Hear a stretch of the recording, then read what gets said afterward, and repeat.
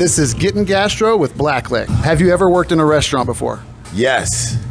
What is the worst restaurant experience or worst restaurant job you've ever had? Oh, look, I only had one joint, right? What I did was I bust tables at a restaurant called South Federico's, right? Now, this joint was like a Greek restaurant, and it was all like presented like it was like fancy smancy, and they had like $85 plates and all that type of shit. I used to get super high and hide in the basement. I was busting tables, so I'd wait until like everybody, I never figured out the layout either, and so I would go and hide in the basement, then I'd come out and I'd carry a bunch of things on the plate that were heavy on the tray and see if I would drop it or not. I never dropped it. But, you know what I'm saying, I also never worked. It's also the only job I've ever quit before because I was just like, I'm out. But the thing that was, because one of my friends got fired or whatever, it was over. But the thing about the place, my worst horror story, just to get back to the whole situation, is this. At this restaurant, the owner, Sam, he was real thrifty, we'll say. And this man, at the end of the night, if it looked like you didn't touch your butter on your bread, he'd take the butter back and put it back in the tank. That is so against the law. And he said, get the butter. And it was a whole thing. And they had a guy that was named Esau that was a dishwasher. And sometimes he'd look at you and make intense eye contact and then eat the food off the plate. Oh my God. You're welcome. That's a great story. Thank you. You're welcome. You're welcome. What's the worst restaurant experience you've ever had just like eating at one? I will say, now this is a little classy for a guy like me, but I ate at a McDonald's when I was a kid, and I bit into a nugget and it broke my tooth because there was a bone in it. And this was the day where I believe I had plans to play Ninja Gaiden 2 on Nintendo, which is, terrible idea because you die. So like you had the difficulty of that, and they didn't do anything but give us like another free, they gave us a free 20-piece. So I went from a 9-piece to a 20-piece, but it completely altered my perception of McDonald's nuggets for the rest of my life. They always just want to buy you off of free food. Oh yeah, and I was like, we should have, I look back in life, I was like, we should have went after them cats, yo, you know what I'm saying? I could have got a new grill. I actually had that happen to me from a Hooters wing too. Oh, yeah? I had to go to the dentist. And it was like on a Saturday night, so I had to wait till Monday. Oh hell no, yeah. I mean, as a kid, I had really bad teeth, and I had to have 4 joints pulled eventually. And you know what I'm saying, maybe that McDonald's has something to do with that. I never considered that. So trauma, yeah, trauma. What is your favorite restaurant? Kroger.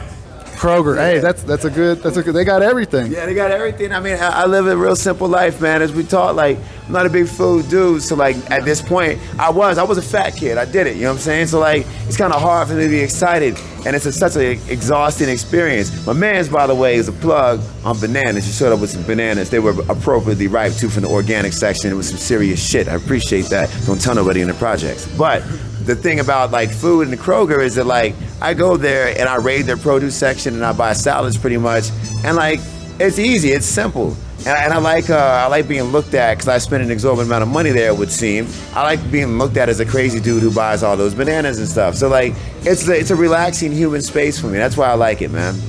Yeah. What would be your last meal? Nothing. Nothing. Yeah. Okay. Because think about it. This is the thing. The last meal, right? Everybody talks about last meal. The first thing you do when you die is throw up and shit on yourself. I'm not going down for that. That's true. That's true. I don't want any parts of that. You know what I'm saying?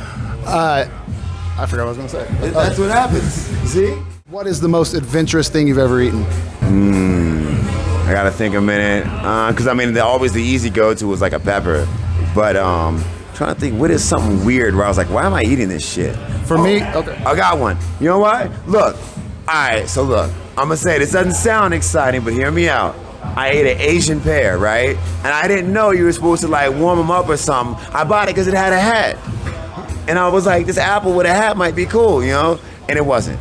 It was not at all. It wasn't ripe enough, you know what I'm saying? I had no context of timing and whatnot, but it was one moment where I had the courage to say, I'm gonna deviate from my standard, I do this every time regimen of buying certain things, and I bought a foreign produce, and I ate it, even though it was a terrible experience. Well, and your taste buds change every 7 years, so things you might not have liked 7 years ago, you might like today. So it's good to try things every once in a while. I'll give it then, this is about 2 years ago, so I'll wait 5 years before I fuck that up again. What is your favorite cuisine, culturally?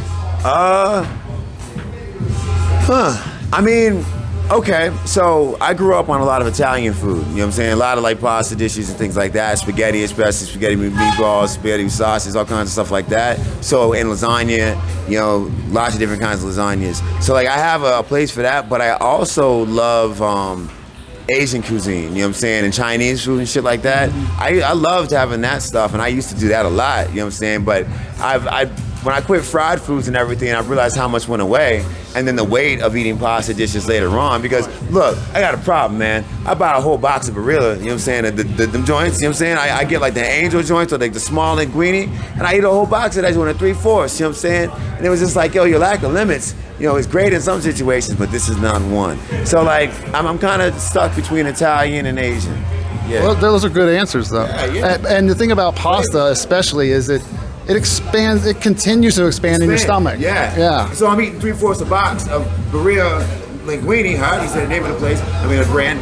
And you know what I'm saying? And then I'm sitting there, Prego. You know what I mean? And I ain't talking about the sauce. I'm swole. So yeah. What is a guilty pleasure of yours as far as food? Listen, now we're talking business. I'm about to put you on to something real quick, all right? Now, number one, some people out there don't understand the science behind this, so I'm gonna give you something. Now, number one, you get a little Debbie or a Swiss roll, you put that shit in the freezer. You don't eat it straight off the shelf, you put it in the freezer. Now, number one, that's one place to go. But M&Ms, you freeze M&Ms, now we're talking imminent danger, because I'm about to escalate the situation right now on you. This is some stuff that you may have never heard of. We call this turbo soup. Why? Because one of my nicknames in the streets was Turbo. Now look, strawberry milk. You take the strawberry milk and you mix it with the frozen M&Ms. Now let's get real dangerous. Let's go escalating to the die-hard Nakatomi Plaza status right here. You got two choices. One, you can just go ahead and like swish, you know what I mean, bam, bam. Or like my man Major Harris did, he made it like a cereal. He called it turtle soup. He take the strawberry milk and he take a bag of M&Ms and mix them junks like that. Yo, that's crazy. That's like pouring malt liquor in your cereal status. But if you want to go there, go there. But I guarantee you mix a freezer with Swiss rolls or M&Ms, you've already won. But strawberry milk, the Nesquik brand, not that other shit. You know what I'm saying? And some frozen M&Ms, in there, yo. Swimwear. That's awesome, man. Yeah. That's awesome. Have you ever had a frozen Three Musketeers? Only the Three Musketeers ice cream bar, never an actual frozen one. You know so if you freeze them, when I was a kid, you could freeze them and then take the chocolate off, and instead of the like smushy part being all smushy, it's like a frozen bar. Oh yeah. And you just eat them like that. They're so damn good. Like 2 bars in one. Yeah, like that, just for sure. It literally, I'm gonna call that raising the bar. All right, now you want to play? Which one is Lebanese? Yeah. All right. Watch the full episode here.